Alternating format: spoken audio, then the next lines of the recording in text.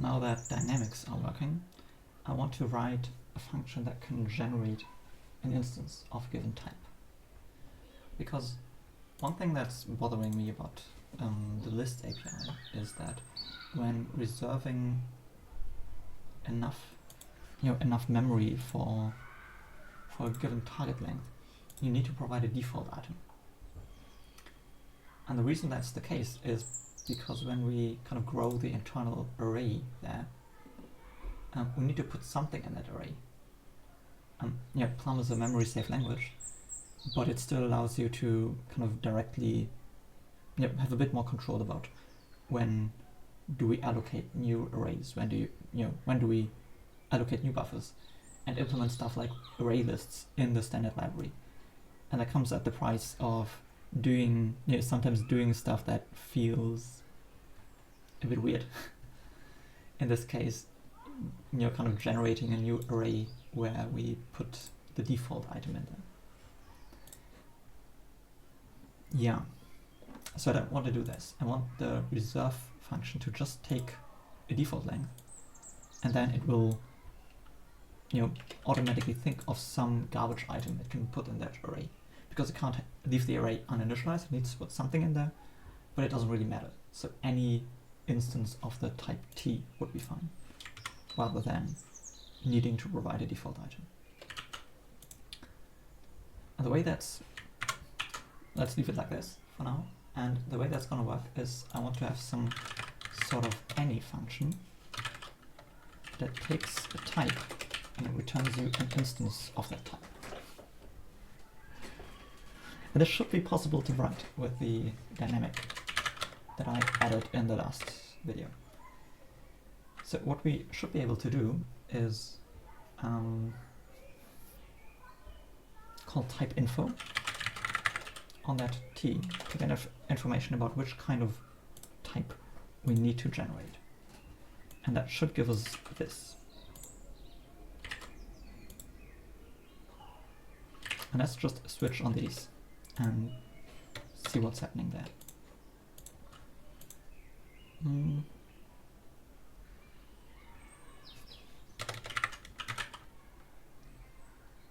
Yeah, actually let's have something, like a helper function that accepts a type info instead of a type.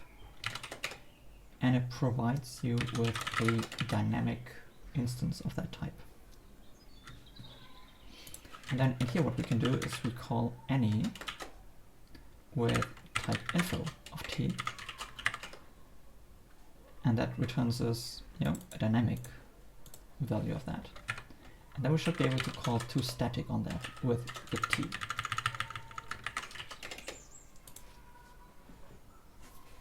So then in here we can just switch on the type, and if this is supposed to be a byte, then we can return a dynamic byte, which is going to be the byte variant with a byte inside. So we can just say byte with, I think you have to do like 0 lower byte or something like that. Create an int and then get the byte, because there are no byte literals. If you want an int, we can just give you 0. If you want a type, then we can just say type. I think types don't have any runtime information anyways, so yeah, if we have an array of some item type, we can actually just give you an empty array. Simple. Like empty array of the item type. Is that a thing? Do we even have an empty array function? We do.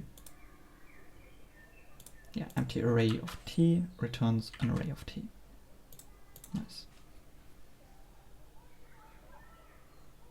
Hang on, but we don't know the empty array of dynamic. That's it. We don't even care about the type that's inside. Nice. Yeah, a never type can not be generated. Never is the type of the thing that the crash function returns, for example. Like this basically means that there is no instance of this type. If some expression has this type, there is no possible instance, which means this will be an error. Can't generate never instance. Yeah. And note that it's still fine to have, you know, like an enum that contains, you know, that contains one variant that is foo with an int and another is bar with a never. We can still create the foo variant in theory though. Nah, yeah. Okay, so we have a struct with fields. And the fields are this. So I think what we need to do is, for each field, we need to generate an instance. So we can just do fields dot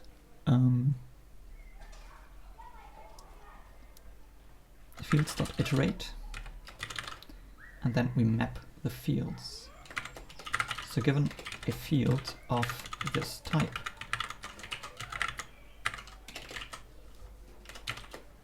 we can then, I'm not sure, we can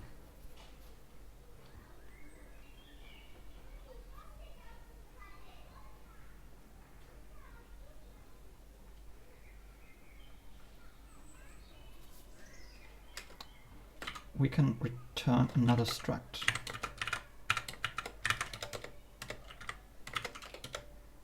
Yeah. And that also has the same name. And that has a value. Because we somehow need to create this one. You know, an array of names and values.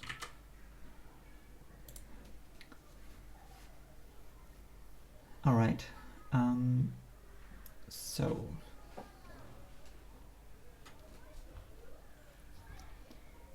name and value, and then the value is a dynamic one, I believe. Oh, no, the value is just calling ourselves recursively with the field type. That makes sense. How can we, oh no, we can't unwrap that directly. Sad. Yeah, we create an instance of the field type.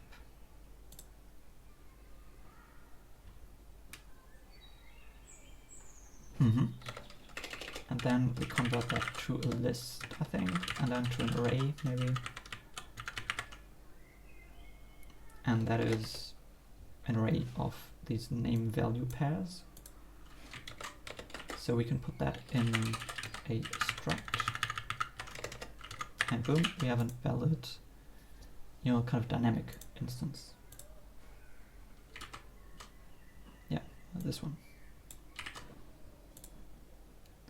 For enums, we have variants of this type. Oh, here we actually need to pick a single variant, because the dynamic representation of that is just a struct with a name and a value.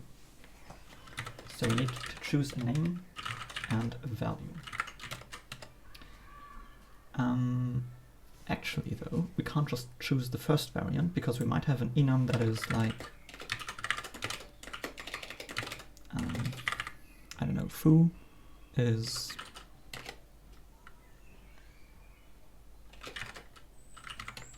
let's say we have a tree, or like, let's say a linked list that is either more with, you know, I don't know, an item, an int, and then the rest, which is another linked list, or it's empty. We need to choose the empty variant at some point. We can't just always choose this variant. And in fact, I think we always, like in the any case, I think we'll just create a minimal instance. So we want to only choose non-recursive variants in an enum. And there have to be any non-recursive ones, because otherwise the enum is infinite and you can't construct that. Yeah, So what we want to do is choose a variant, which is going to be variance, iterate dot filter probably. So given a variant with a name and a type, we need to check that the variant is not recursive.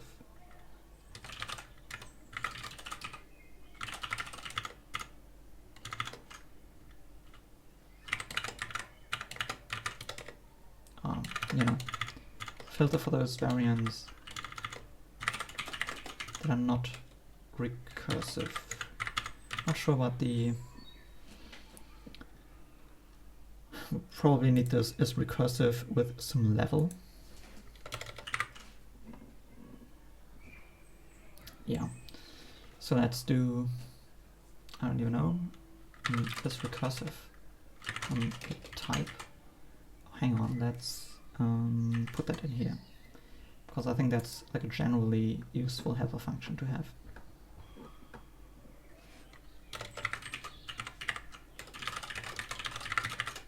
So is a type recursive? Well,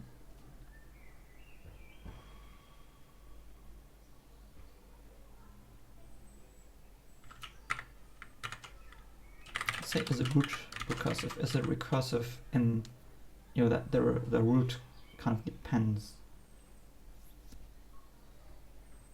Oh wait, is not quite. We want to see if not if there's any way that the root node is contained, but that the root node is for sure contained in there.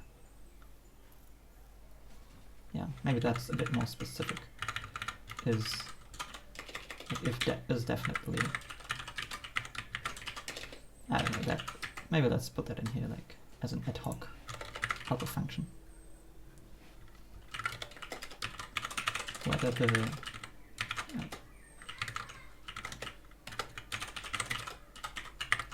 Whether the root type is necessarily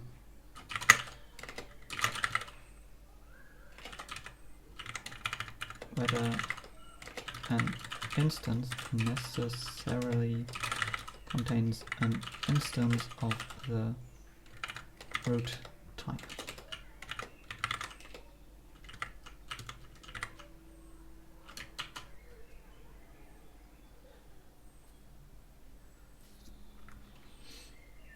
Yeah, and that just returns is recursive, like is definitely root recursive of the type in 0, because I think we'll need a helper function for that basically also accepts the depth,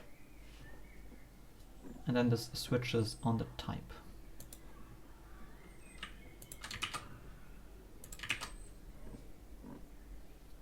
Yeah, so if this is a byte, then this just returns false. If this is an int, it returns false. If this is a type, it returns false. If this is an array, it returns false, because the array can be empty. If this is never, then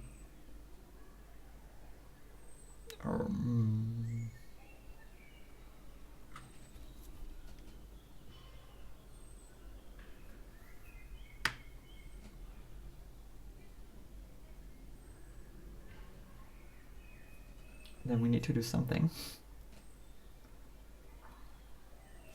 I mean, it doesn't contain an instance then, I guess. True. Yeah, like this is bad, definitely. Let's go with true. I'm not entirely sure about that. Okay, if it's a struct, then we basically need to check if all the fields necessarily contain the root instance.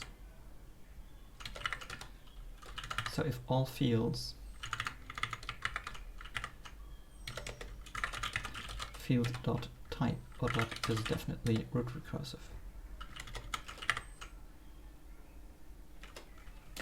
with depth plus 1. For enum, we only need to do that if all variants are root recursive.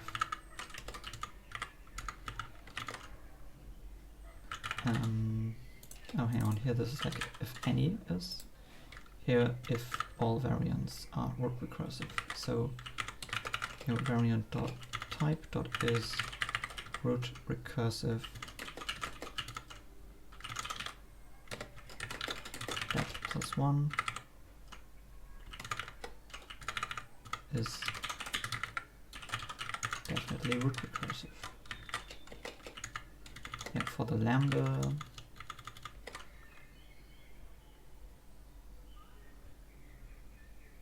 I don't even know. Let's just go with false. We have a lambda, but that doesn't. Just having a lambda instance, you can create that. You don't need to have any other type for that. Yeah. And then recursive, well, that depends. It has the depth. And then it needs to check if the rec depth equals the depth. Phew, that is quite something.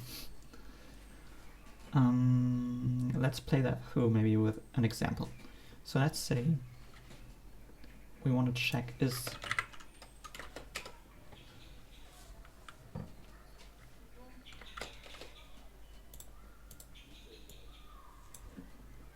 let's not check for equality, but let's check if the recursion depth is larger or equal to the depth. Yeah. Basically, if you have something like this,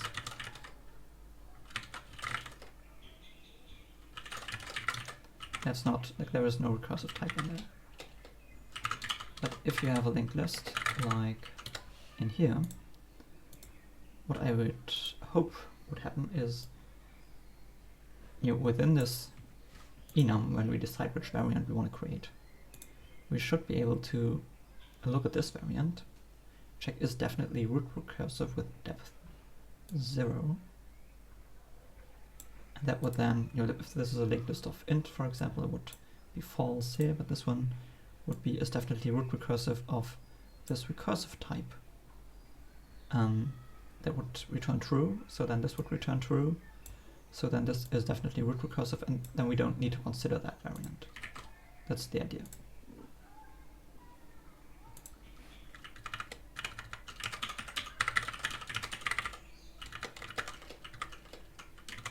So that we only consider those variants that are definitely not root recursive. Yeah, we get the first one. Can we do that? Probably. And then we do variant of name. The name is variant of name, and the value is, well, any of variant dot type. Yeah, variants of a name and a type. Yeah.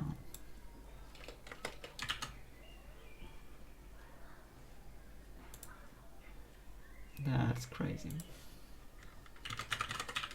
Yeah, generating a random lambda, that's a to-do for now, I would say.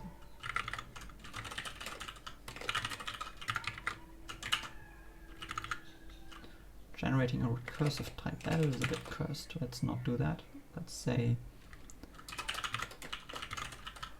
type is definitely recursive, because if it isn't definitely recursive, then we would have chosen something non-recursive further up.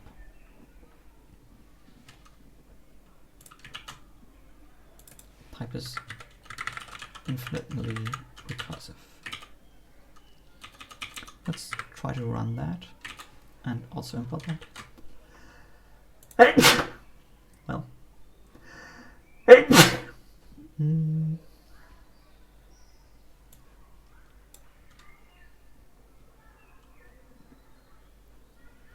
Let's sort that alphabetically under here.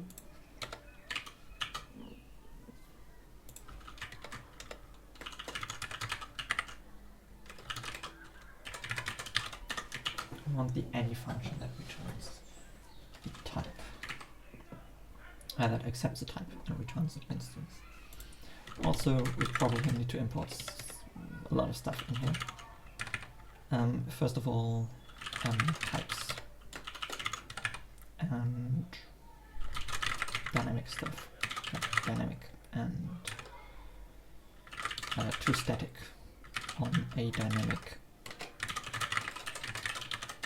and type, and also like int stuff.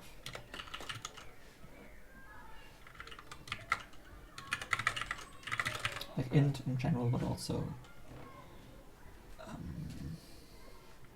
lower byte. Oh, that's from byte, right?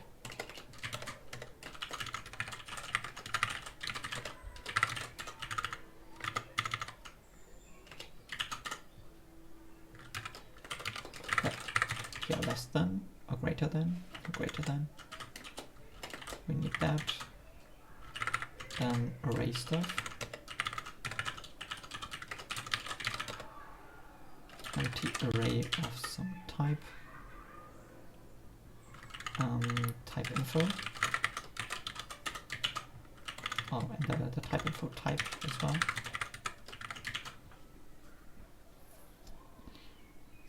All right. Iterating over an array.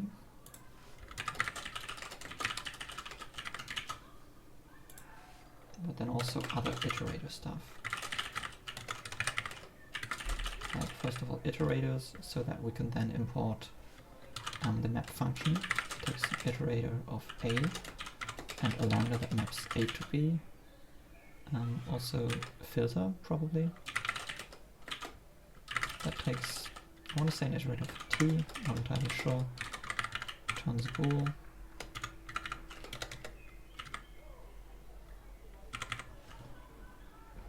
Yeah, something like that. And also toList and toArray, which is toList is probably, yeah, both is probably from the list module.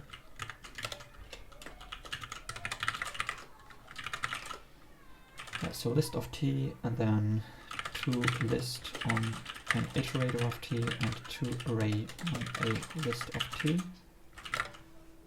Oops.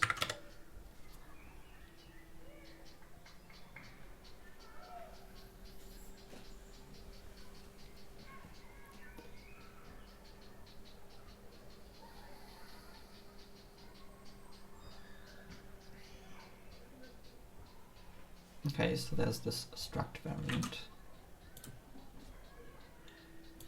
And this only has a single type, doesn't it? Oh, does this not work, maybe? That's a bit cursed. Let's fix that. That's in the parsing, like the toast to something to toast, bacon to toast. Enums.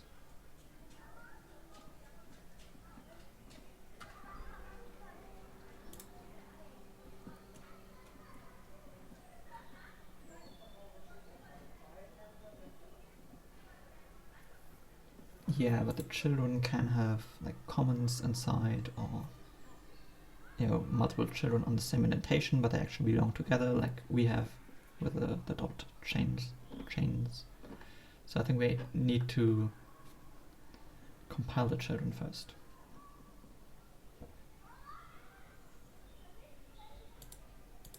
Yeah, no, not like that. I think we need to, how do we do that with expressions? Children, yeah, bacon or children of parse expressions. Oh well. Enums, here we are. Yeah, and then we check that there's only a single child left after that. And yeah, sure, we can get that.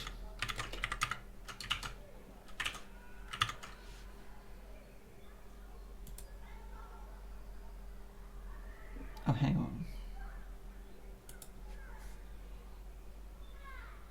Oh, that's actually not the... That makes sense. That makes sense. Yeah, this is the part with the values.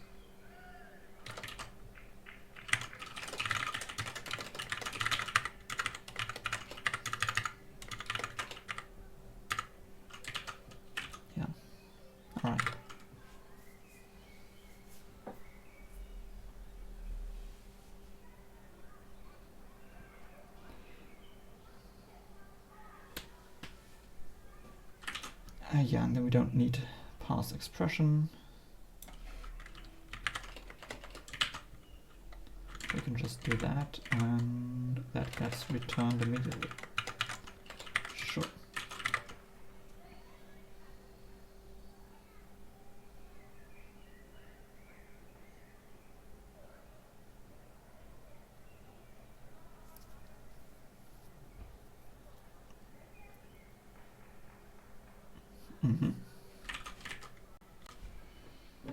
So we don't need array, of course we do.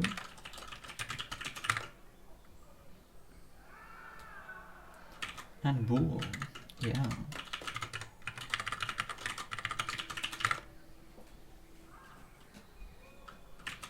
String as well.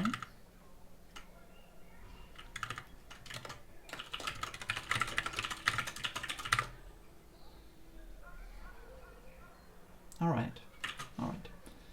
So plus.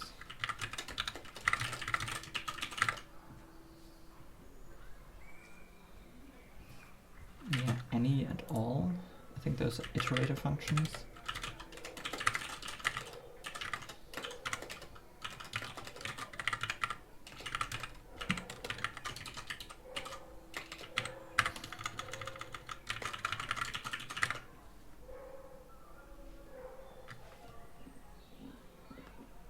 Some T is supposed to be an A or something like that.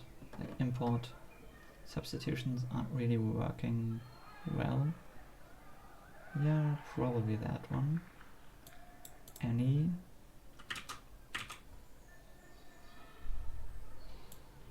Yeah, no. I think that's, oh, T and A. I see.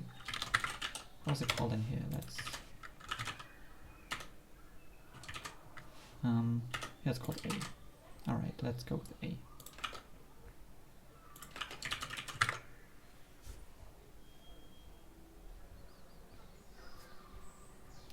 Yeah, crash.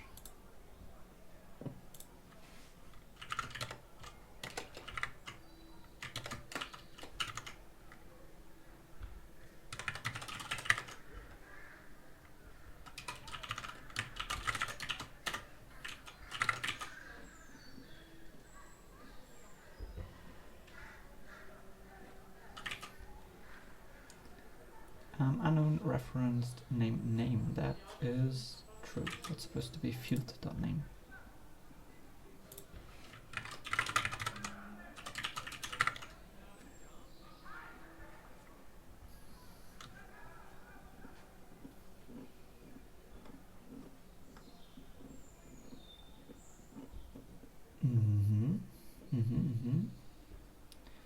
To array doesn't exist.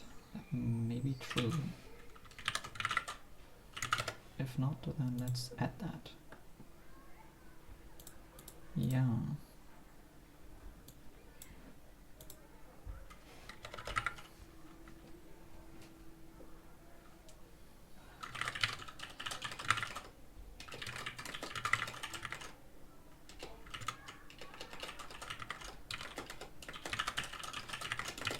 That's just gonna do this dot shrink dot array, and then in here we can just do this dot to array dot array. I like that.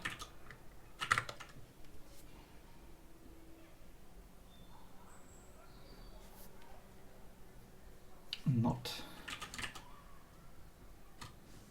Yes, that's from bool, I believe.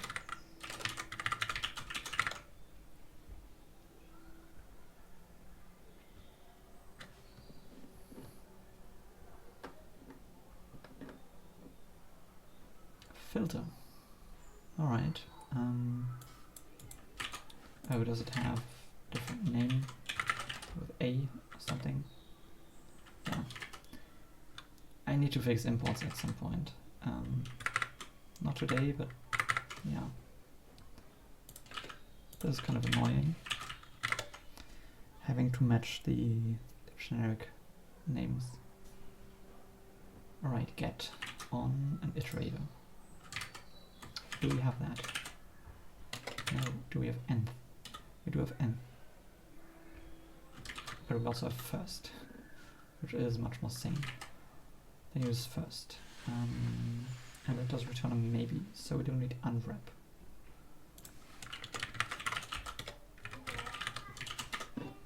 So let's import first.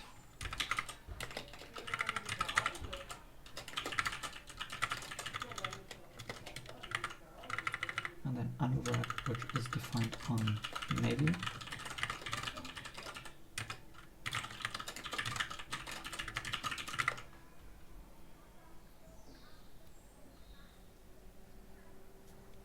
All right. Hang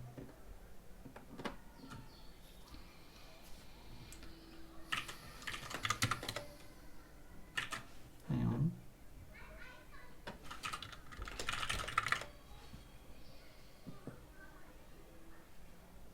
Does take a long time, by the way.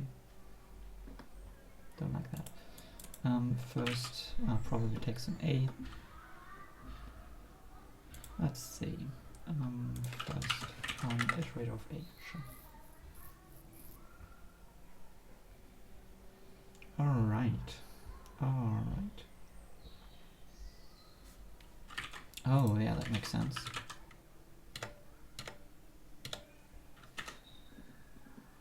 Here this should not be that, because this would be passed as any variant and then dot type.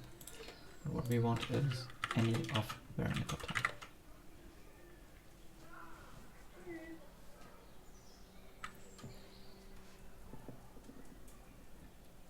Okay, yeah, to do. Let's actually, do we have that?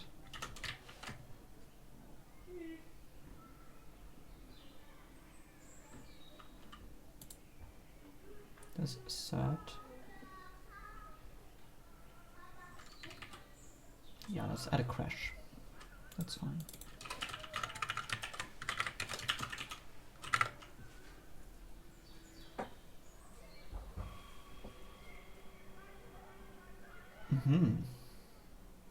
All right, getting somewhere. Couldn't union types. We have this type, that's just a byte. Then an int, then a type, then an array with an array of dynamic things. So either enum with a name and a value, or an int, or an array, or lambda, or type, or byte, or struct. Alright, then we have the type never. Then we have the type struct with an array of fields.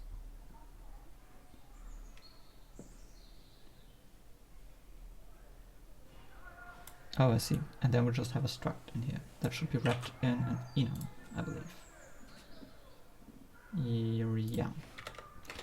So this should be the enum variant that then contains the struct.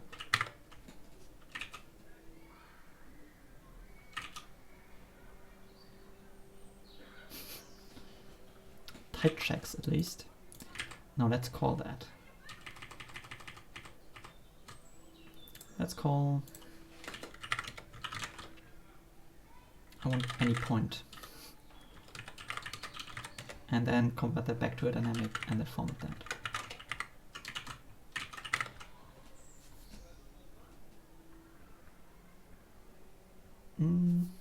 True, we need to import that. Any t.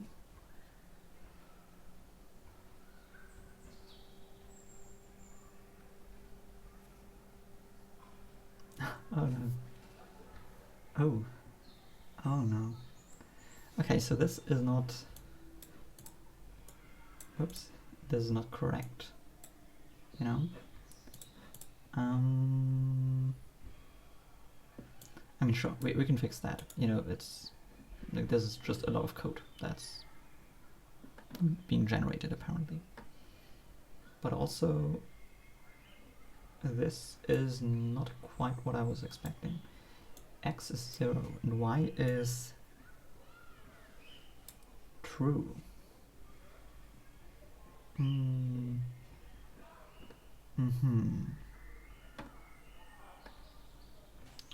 Oh, by the way, I think better formatting for dynamic would be to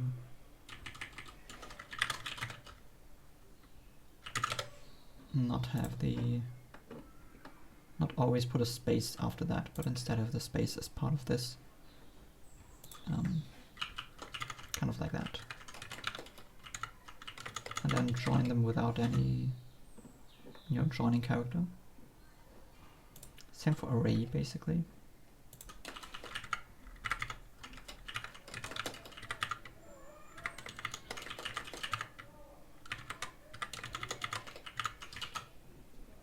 Because then if this doesn't have any fields, then you'll just get opening parenthesis, ampersand, closing parenthesis, instead of a weird space in there.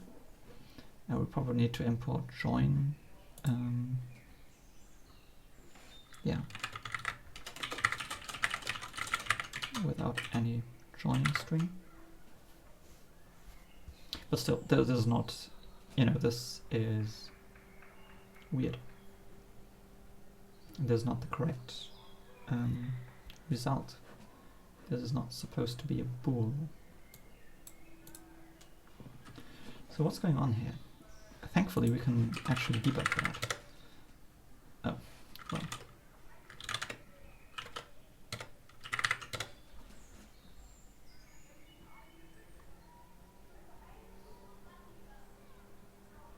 Dang, that takes a long time. Okay, let's see. So we have main of 5. Alright, then any...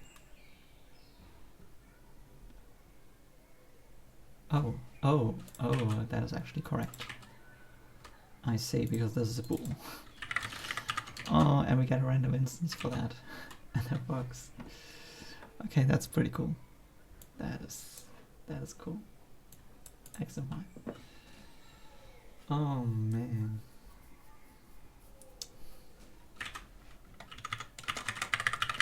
Now that's also a special case, the formatting of, an enum where the value is an empty struct, because that's like the default value for enums. So if this is an enum, then we want to check, is the value just an empty struct?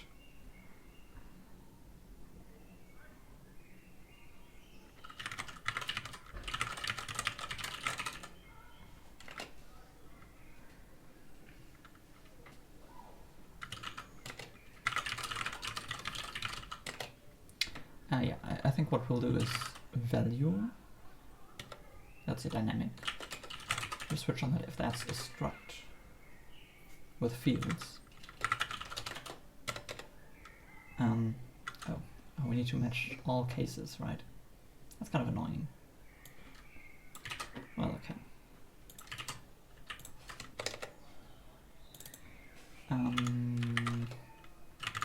Yeah, if this is a byte, then we'll just do show value.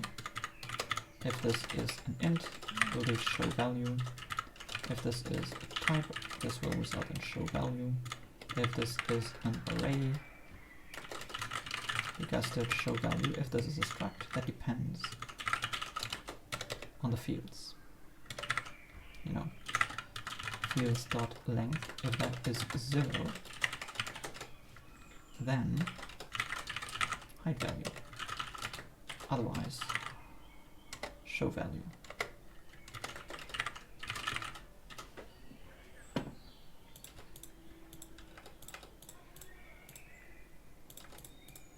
Cool. Yeah.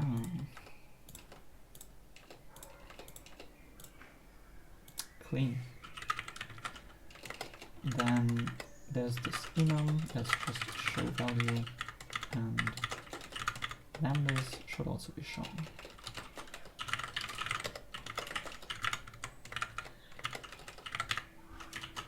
Alright, and then we switch on that immediately afterwards. And the possible options are show value and hide value. If we want to show the value, then we'll do this, otherwise we'll do that. And in that case we'll just not have that. only print the name. Hang on, opening parenthesis, the pipe, the name, and then immediately a closing parenthesis. Yeah. Hiatus maybe. Omit would possibly be a better name.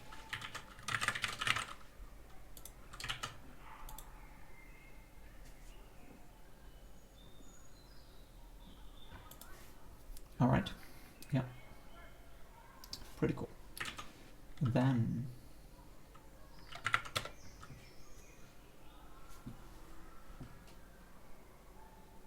by the way, this kind of pattern, you know, of we have something, we switch on that, and then we just decide on the action, what we want to do, and then we switch on that action again and do the actual action.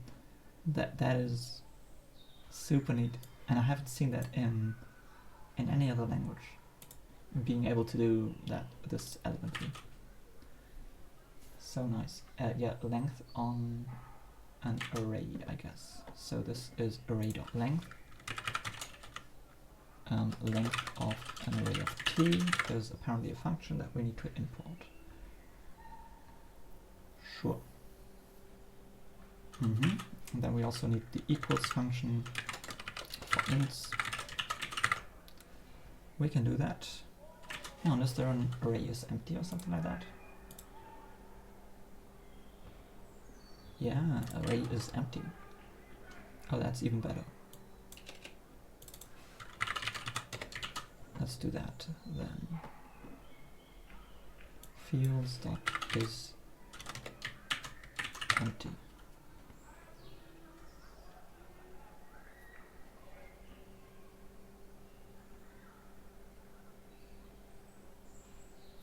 Okay. Yeah, that is pretty much how I would like this to be formatted. Now let's look at that. File too big. I don't like that. That would be the zig code basically. So the zig main thing possibly. Let's just add an order of magnitude here, and hopefully that fixes stuff. Yeah, we'll need to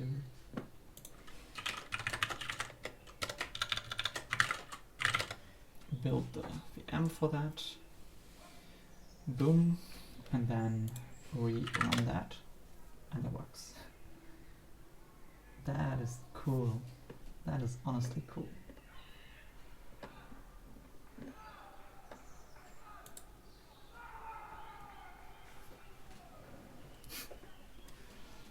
All right.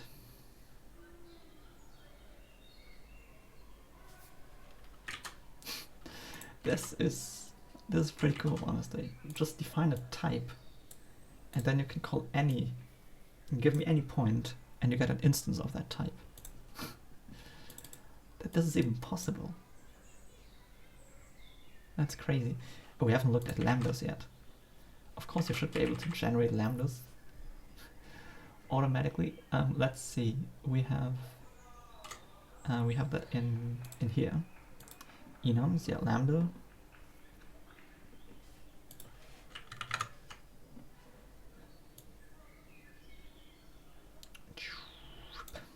Okay, so with a lambda, I mean, what's the simplest sort of lambda you can generate? First of all, this should result in the lambda variant, and then a lambda that accepts arguments, which will be an array of dynamic values, and it should produce the return value. The easiest sort of lambda you can create is something that just ignores the arguments and just returns any of the lambda return type.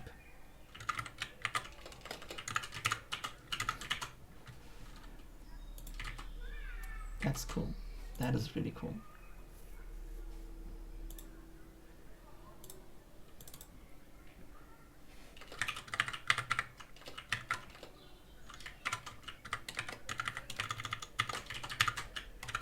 Let's create an example with like enums and that and lambdas and just see what happens if I try to generate that through.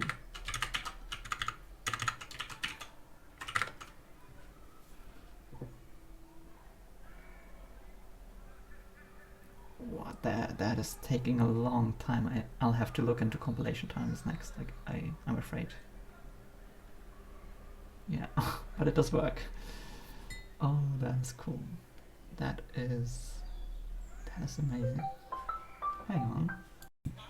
Yeah, I mean, I'm happy with that. The implementation is nice. It's amazing that you can just do that. That you can write a generic function that generates a value of a given type. Yeah, I guess that's it for this video.